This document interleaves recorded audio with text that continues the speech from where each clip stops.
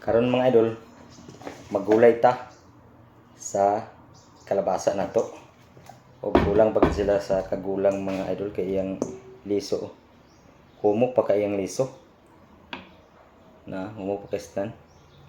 Linghod pag siya.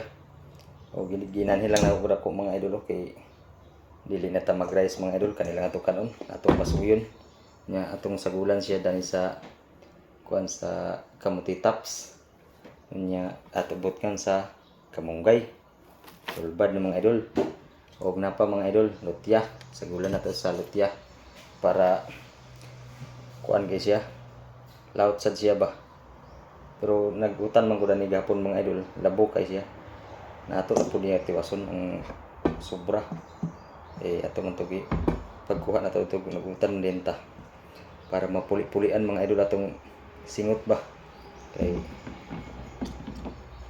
o sagulan pag ginatudan yo atsal sa kabok mora na atong panakot sa kabok wa naman nagpadayon ng ulan mga idol basin unya siguro ni magbundak siguro ning ulan unya sa gabi na medyo man kuan nag alindaho man siya.